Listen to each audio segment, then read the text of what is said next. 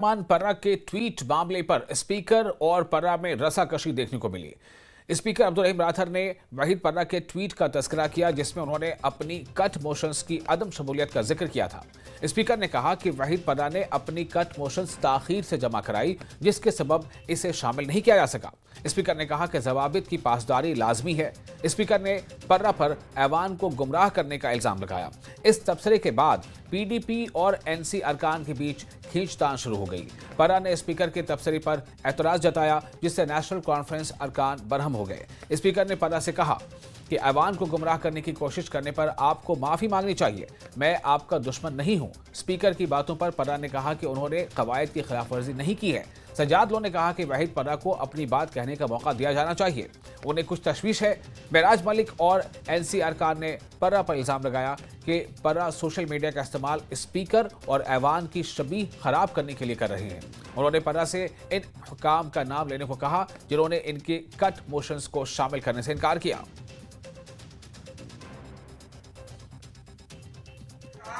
कल दिन को जब मैं यहाँ बैठा था, अब अंदाजा लगाइए, देना था 3 दिन पहले, कल दिन को मुझे दे रहे हैं। मैंने कहा इट इज नॉट पॉसिबल। अब डिमांड मूवी हो गई है, इस वक्त कौन सा कट मोशन में ले लूंगा, आपको डिमांड को भेज दूंगा। को मैं इसलिए कहना चाहता हूँ, I do not want to score points. मैं कहना चाहता हूँ आप सबसे, मेहरबानी करके हमें रेस्पॉन्सिबिलिटी बिहेव करना चाहिए। सबको हमारी एक रेस्पॉन्सिबिलिटी बनती है। हम तो ऑनरेबल मेंबर्स है और हम कहते हैं कि हमें ऑनरेबल मेंबर कहना चाहिए। लिहाजा हमें रिस्पॉन्सिबिलिटी बिहेव करके अपना तरीका जो हमें वो ठीक करना चाहिए। बाकी मैं इसको इधर ही क्लोज करना चाहता हूँ, मैं इधर क्लोज करना चाहता हूँ, मगर आपसे ये कहना चाहता हूँ कि जज्बात में आकर कभी भी ऐसी कोई बात न करें जिससे हम किसी की पगड़ी को उछालने की कोशिश करें। ये मेरी गुजारिश है। तशरीफ रखिए आप। मेरी बात पूरी आप सुनिए और उसी पैटर्न में दी जैसे इनको सबमिट किए उसी वक्त सर।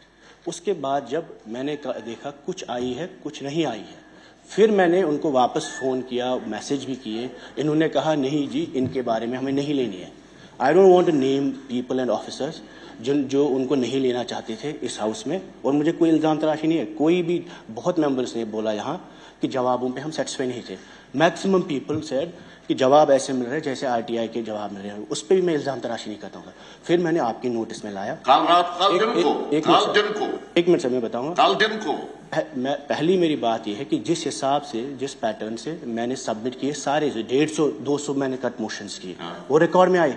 अचानक मैं देखता हूँ 5 महकमे के नहीं आई, उसी टाइम पे लेट आई। मेरे पास डिटेल है 2 दिन पहले। एक मिनट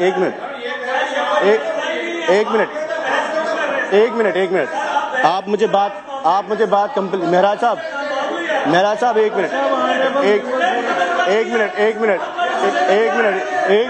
मिनट बात करने दो। मैंने आपको सर उसी टाइम पे उसी दो दिन का नोटिस है, 2 दिन का नोटिस है मैंने सबमिट किया उसी में। एक मिनट 2 दिन का सर आपने लिखा है 2 दिन का नोटिस, मैंने उसी प्रोसीजर से फॉलो किया। उसके बाद जब वो मैंने लिस्ट में नहीं देखे, उसके बाद मैंने रात के 12 बजे ईमेल किया, उसके बाद मैंने आपकी नोटिस में लाया। Sir it is wrong to say कि मैंने मिसलीड किया।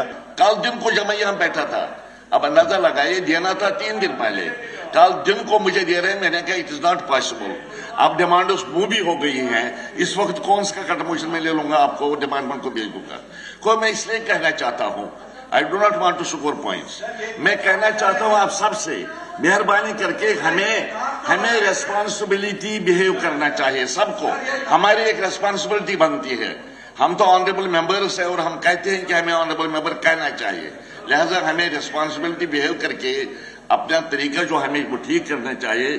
बाकी मैं इसको इधर ही क्लोज करना चाहता हूँ, मैं इधर क्लोज करना चाहता हूँ, मगर आपसे ये कहना चाहता हूँ कि जज्बात में आकर कभी भी ऐसी कोई बात न करें जिससे हम किसी की पगड़ी को उछालने की कोशिश करें।